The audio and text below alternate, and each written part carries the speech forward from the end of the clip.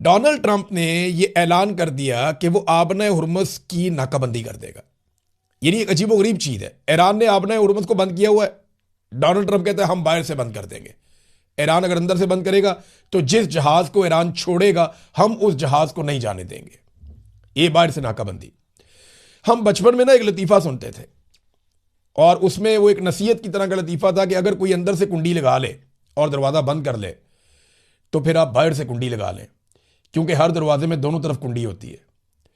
तो दरवाज़ा खोलने की बजाय बाहर से कुंडी। डोनाल्ड ट्रंप ने वो बचकाना हरकत की है। ईरान पहले ही आपने हुर्मुज़ को बंद करके कंट्रोल करके बैठा हुआ है। अब अमेरिका जो है वो ईरान के खिलाफ एक महाज खोल रहा है कि जनाब देखिए ये दुनिया को नहीं चलने दे रहा, देखो ये दुनिया को तेल ले जाने नहीं दे रहा। अब साथ में डोनाल्ड ट्रंप ने कह दिया जनाब जिनको ये तेल ले जाने देगा उनको हम रोक लेंगे। तो अब डोनाल्ड ट्रंप खुद भी उसी सफ में आ गया, अमेरिका को वहीं पे ले आया कि अगर ईरान तेल नहीं जाने दे रहा तो जो वो जाने दे रहा है उसको अमेरिका रोक रहा है। ये तो अमेरिका अपनी मुखालफत के अंदर इजाफा करवा लेगा दुनिया में और कुछ नहीं करेगा। अमरीकी सदर ने कहा कि अमरीका जल्द ही उन तमाम जहाज़ों की नाकाबंदी शुरू कर देगा जो आपने हुर्मुज़ में दाखिल होने या वहां से निकलने की कोशिश करेंगे, और वो काम आज से वो करेंगे। हालांकि ये जंगबंदी का टाइम है, लेकिन अमेरिका ने अनाउंस कर दिया कि आज से वो ऐसा ही करेगा। इस पे ईरान के जो स्पीकर हैं कालीबाफ, उन्होंने एक बयान दिया। उन्होंने कहा अमेरिका को फैसला करना होगा कि क्या वो ईरान का एतमाद हासिल करने के लिए तैयार है या नहीं। ट्रंप की हालिया धमकियों का ईरानी कौम पर कोई असर नहीं होगा, हम ये साबित कर चुके हैं।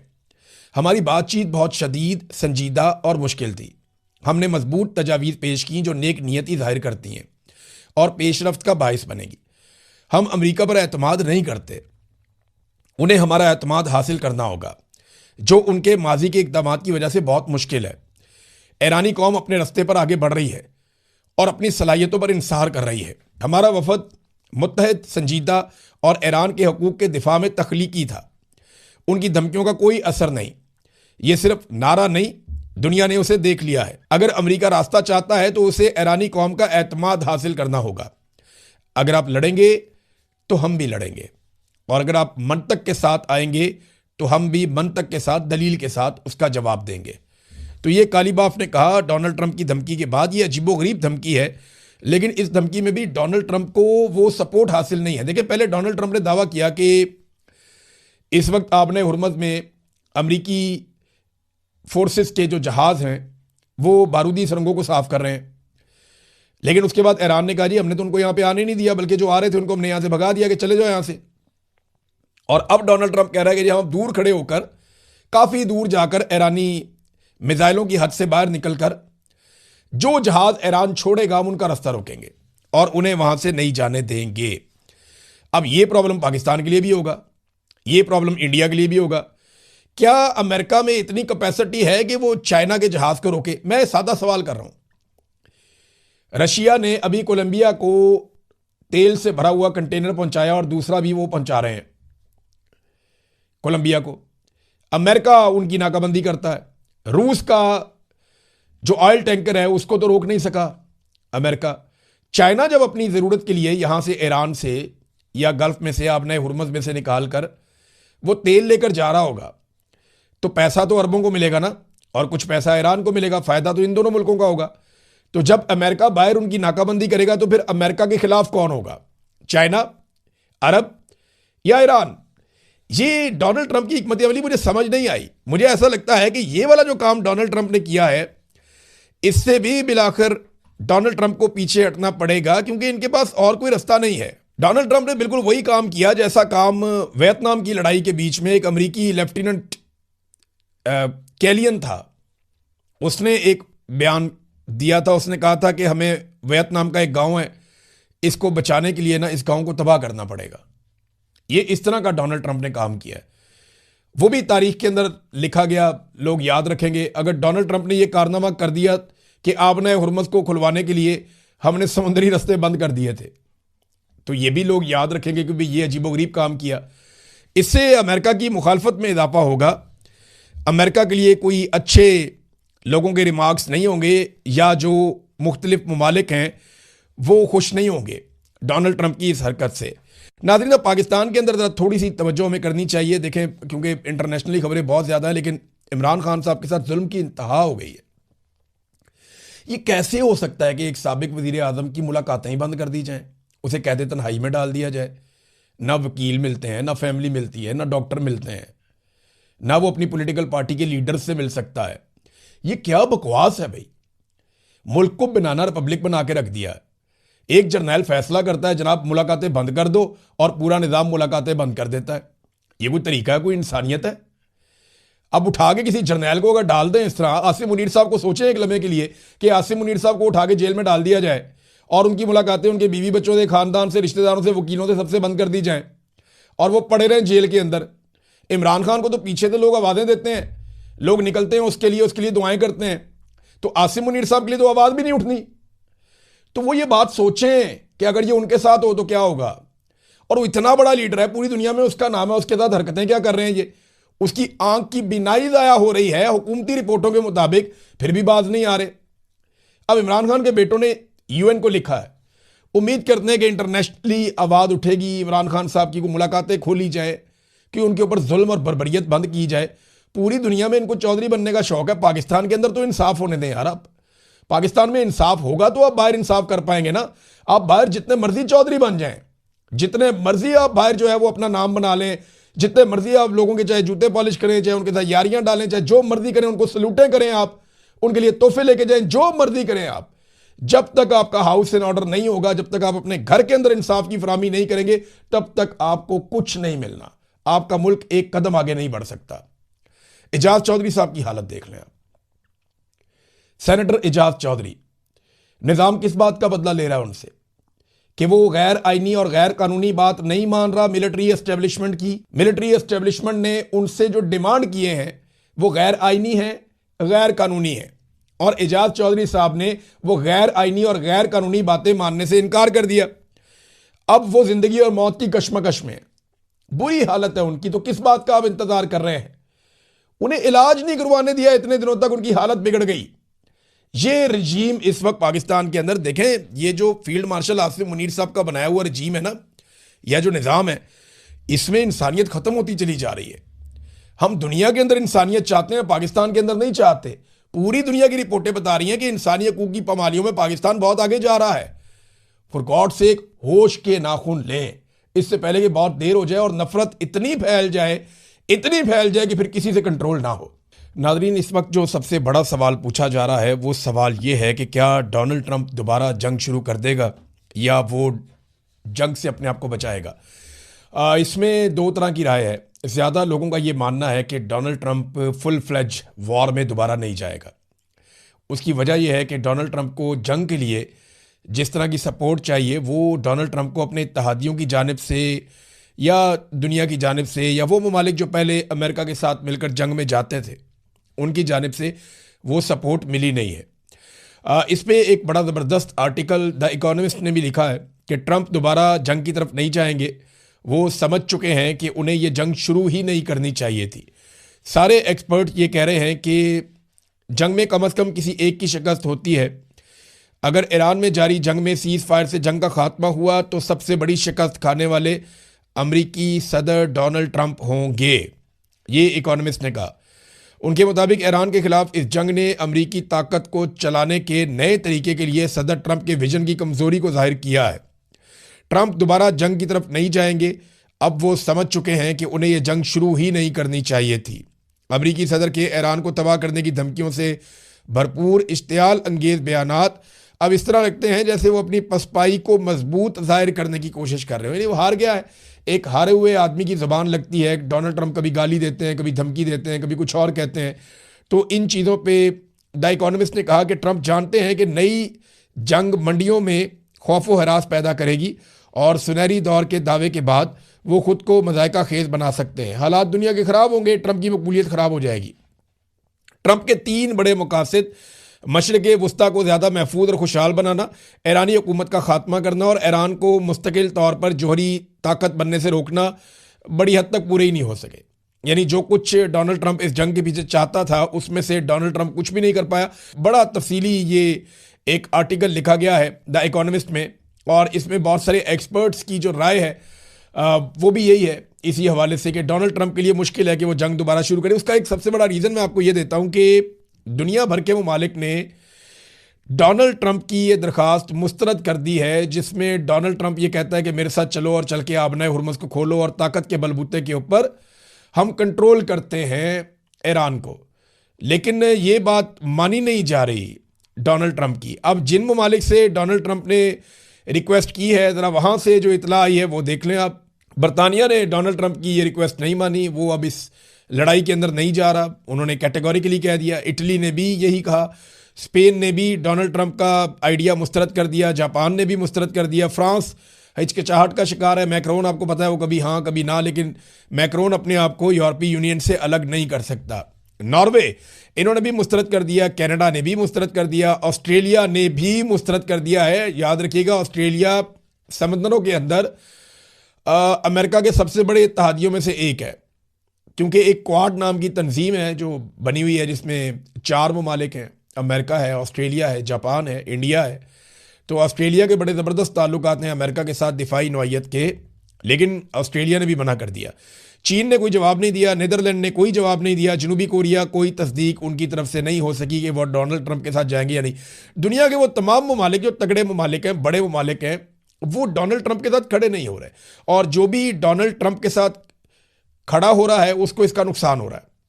अभी मैं आपको एक बहुत बड़ी खबर देने वाला हूं, लेकिन उससे पहले आपको एक बड़ी इंटरेस्टिंग खबर मैं आपको बताता हूं कि डोनाल्ड ट्रंप का एक बहुत बड़ा एसेट था यूरोपीय यूनियन में, हंगरी का वजीर आज़म। ये जो हंगरी का वजीर आज़म है, ये 16 साल से वहां पे इक़्तिदार में है। तगड़ा आदमी है ना, तभी तो इक़्तिदार में है, बड़ा मकबूल आदमी है, और ये अमेरिका का बहुत बड़ा हामी है और डोनाल्ड ट्रंप की पॉलिसी के मुताबिक चलता है। तो डोनाल्ड ट्रंप का खास आदमी है। जब पूरा यूरोपीय यूनियन डोनाल्ड ट्रंप के खिलाफ बोल रहा था या यूरोपीय ममालिक डोनाल्ड ट्रंप की पॉलिसी से इख्तलाफ कर रहे थे, तो ये वो वाहिद आदमी था जो हंगरी का वजीर आज़म विक्टर ऑरबान, ये डोनाल्ड ट्रंप की सपोर्ट कर रहा था। अब इसका इलेक्शन हुआ, इसके इलेक्शन के लिए बाकायदा जेडी वेंस को भेजा भी गया कि ज़रा सपोर्ट वपोर्ट करके आओ, और अमेरिका ने पूरी सपोर्ट की है। अमेरिका का इत्तेहादी है ये जो हंगरी का वजीर आज़म था, लेकिन उसको बदतरीन शिकस्त दी है वहाँ के अपोजिशन लीडर ने, और उसका नाम है पीटर। उसने शिकस्त दे दी डोनाल्ड ट्रंप के बड़े ज़बरदस्त हमायती को। 16 साल के बाद वो इलेक्शन हार गया और 2/3 अक्सरियत से वो इलेक्शन हार गया। देखिए यूरोपीय यूनियन जो है ना, वो पेड्रो के नक्शे कदम पे चल रहा है। पेड्रो एक नौजवान लीडर है और उसका ताल्लुक है स्पेन से, और स्पेन में अभी मैं गया था थोड़े दिन पहले, मैंने वहाँ के लोगों से पूछा, उन्होंने कहा जी पेड्रो बिल्कुल एक अलग तरह का सियासतदान है, वो रवायती सियासतदान नहीं है। वो सही को सही और गलत को गलत कहता है, चाहे उसको उसके लिए कोई भी कीमत चुकानी पड़े। ये वहाँ दावा किया गया, बहुत सारे लोगों ने ये कहा, और वो वहाँ बहुत मकबूल भी है। लिहाजा डोनाल्ड ट्रंप का एक हमायती भी इलेक्शन हार गया। अब वहाँ पर जो दूसरी हुकूमत बनेगी, तो जो कुछ हमायत थोड़ी बहुत ट्रंप के पास यूरोपीय यूनियन में थी, वो भी ऐसा लगता है कि अब नहीं होगी। एक एक करके इत्तेहादी डोनाल्ड ट्रंप से दूर जा रहे हैं। मिसाल के तौर पे डोनाल्ड ट्रंप ने 2 बजे धमकी लगाई दोपहर के कि मैं इसराइल की हमायत से इनकार करने पर स्पेन के साथ तमाम तिजारत और ताउन ख़त्म कर दूंगा। यानी स्पेन को उन्होंने धमकी लगाई, और 2 घंटे बाद जो है वो स्पेन का जो वज़ीर आज़म है वो चीन पहुंच गया। ट्रंप को वादे पैगाम दिया कि जनाब एक मुतबादिल भी मौजूद है, दुनिया में एक और सुपर पावर भी है, आप अकेले तो नहीं है। तो स्पेन अपने चीन के साथ ताल्लुकात बढ़ा रहा है। डोनाल्ड ट्रंप कहता है कि जो चाइना की गाड़ियां हैं वो यूरोप की मार्केट को तबाह कर देंगी और यूरोप की गाड़ियों की मार्केट को बर्बाद कर देंगी। देखिए ये कंपटीशन तो दुनिया में होगा। इस वक्त मुकाबला दुनिया में है इलेक्ट्रिक गाड़ियों का। आने वाली चंद दहाइयों में पूरी दुनिया से जो पेट्रोल और डीजल पे चलने वाली गाड़ियां वो ख़त्म हो जाएंगी। यहाँ यूरोप में अब गाड़ियां वो यूरो 6 गाड़ियां आ गई हैं। ये कोशिश करते हैं कि इलेक्ट्रिक गाड़ियां लोग चलाएं, दूसरी गाड़ियां ना चलाएं। और इलेक्ट्रिक गाड़ियां बनाने में इस वक्त पूरी दुनिया में सबसे आगे चाइना है। इसकी लगभग 60% के करीब मार्केट चाइना के कंट्रोल में है। जापान में गया था, मैंने वहां लोगों से पूछा, उन्होंने कहा जी हम कोई ऐसी काबिल जिक्र शानदार इलेक्ट्रिक गाड़ी नहीं बना सके जिसकी हम दुनिया के सामने रख सकें। वहां कंपनियां कोशिश कर रही हैं, लेकिन जिस तरह चाइना आगे निकल गया, जिस तरह नए नए मॉडल उन्होंने बनाए और जितनी ज़बरदस्त टेक्नोलॉजी से वो गाड़ियां बना रहे हैं, और चाइनीज़ गाड़ियां बहुत जल्दी चार्ज होती हैं, बहुत ज़्यादा देर तक चलती हैं, तो उनकी क्वालिटी बड़ी शानदार है। फिर चाइना ने एक नई टेक्नोलॉजी में काम किया है, बल्कि उन्होंने ऑफर भी किया कि हम आपके मुल्क के अंदर जैसे पेट्रोल पंप हैं, इस तरह हम बहुत सारे एरियाज पेट्रोल पंपों में बना देंगे जहां बॉक्सेस पड़े होंगे। जहां पे आके कोई आदमी अपनी गाड़ी रोकेगा, एक बॉक्स निकालेगा और वो वहां रखेगा और वहां से एक बॉक्स उठाएगा जो चार्ज हुआ हुआ उसको अपनी गाड़ी में रखेगा और चला जाएगा। 500 किलोमीटर अब वो और जा सकता है। तो उनका ये फॉर्मूला है कि हम पूरे यूरोप के अंदर जगह जगह पे एक ऐसे स्टेशन लगा देंगे जहां पे बॉक्सेस पड़े हुए होंगे छोटे से।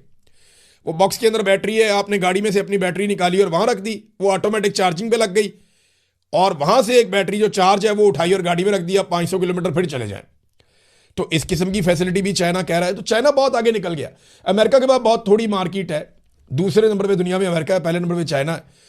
यूरोप भी अब इलेक्ट्रिक गाड़ियां बना रहा है, लेकिन चाइना दुनिया की मांग पूरी कर सकता है। अमेरिका को इस बात का डर है कि चाइना अगर अपनी गाड़ियां ले आया तो फ्यूचर में चाइना को ही सारा पैसा मिलेगा और ये सारी इंडस्ट्री वो खा जाएगा। तो अमेरिका को ये प्रॉब्लम तो है। अब डोनाल्ड ट्रंप ने धमकी लगाई थी स्पेन को, स्पेन ने क्या किया वो आपने देख लिया। मैं अब आपको एक और चीज बताता हूं। कनाडा के साथ अमेरिका के बड़े जबरदस्त दिफाई ताल्लुकात हैं और ये बड़े पुराने ताल्लुकात हैं। अब जो कैनेडियन हुक्मरान हैं उन्होंने बाकायदा एक स्टेटमेंट दे दिया। उन्होंने कहा वो दिन चले गए जब हम अपने हर फौजी डॉलर में से 70 सेंट अमेरिका को भेजते थे। यानी कनाडा की फौज का जितना बजट होता था उसका 70% वो अमेरिका को भेज देते थे। यानी हर फौजी डॉलर, यानी फौज का डॉलर वही है ना जो फौज के लिए मुख्तस हो जाता था कि जनाब इससे फौज की चीजें लेनी है। तो वो कहते हैं फौज के लिए जो पैसा हम खर्च करते थे उसमें हर डॉलर में से 70% या 70 सेंट हम अमेरिका को भेजते थे। एक वो भी दौर था, अब वो दौर खत्म हो गया। मुमालिक आहिस्ता आहिस्ता अपने आप को खुद मुख्तार कर रहे हैं। उन्हें समझ आ गई है कि अगर ईरान जैसा मुल्क इतनी कमजोरियों के बावजूद, 3 दहाइयों की पाबंदियों के बावजूद दुनिया की सुपर पावर कहलाने वाली स्टेट के सामने खड़ा हो सकता है और अपना मुकाबला कर सकता है, तो यूरोपीय तो बहुत अमीर है, उनके पास तो बहुत वसाइल हैं, वो तो दुनिया को हथियार भी बेचते हैं, तो वो क्यों अपना दिफा अमेरिका के बगैर नहीं कर सकते? ये सवाल उनके दिमाग में है और जायज़ है, बात ठीक है। देखिए अब जो लड़ाई है वो एयर डिफेंस सिस्टम की है, वो ड्रोन्स की है और मिसाइलों की है। मुझे ऐसा लगता है कि कुछ सालों के बाद शायद जो एयरफोर्स है उसकी भी वो अहमियत ना रहे, क्योंकि पायलट्स का काम खत्म हो जाएगा। इस किस्म के जो वो ड्रोन्स आ जाएंगे कि आप जमीन पे बैठ के बहुत सारे ड्रोन्स को कंट्रोल कर सकेंगे, वो ऑटो के ऊपर जाके अपने टारगेट्स को हिट करेंगे। तो पायलट्स का काम भी उस तरह नहीं रहेगा, बहुत जल्दी नहीं होगा लेकिन बहुत टाइम लगेगा इन चीज़ों। जैसे टैंक का काम खत्म हो गया, टैंक चलाने वाले जो लोग होते थे उनका कोई काम नहीं रहा, टैंक ऑब्सलीट हो गया। अब जिसके बाद भी टैंक होगा वो समझ लें आप चलता फिरता ताबूत है, एक ड्रोन आएगा और जितने मर्जी टैंक है उनको तबाह कर देगा। लिहाजा इसी तरह आने वाले दिनों में जो पायलट हैं, जीडी पायलट्स, उनका काम भी मेरे ख्याल में किसी और तरफ चला जाएगा। अब तो आपको इंजीनियर्स चाहिए होंगे, साइंटिस्ट चाहिए होंगे जो नए से नए हथियार बनाए और सस्ते और बेहतरीन हथियार तैयार करते चले जाएं। नाज़रीन, मुज़ाकरात कामयाब क्यों नहीं हुए? अब इसकी तरफ आते हैं। ये सबसे इंपॉर्टेंट एक चीज़ है। इसमें हम देखते हैं सबसे पहले जो ईरान का स्टेटमेंट है वज़ीर ख़ारजा का। उन्होंने कहा जी कि हम नेक नियति के साथ जंग के खात्मे के लिए इस्लामाबाद मुआहदे पर दस्तखत करने के इंतहाई करीब पहुंच गए थे कि ऐसे में अमेरिका की जानिब से इंतहाई सख्त मुतालबात एकदम पेश कर दिए गए।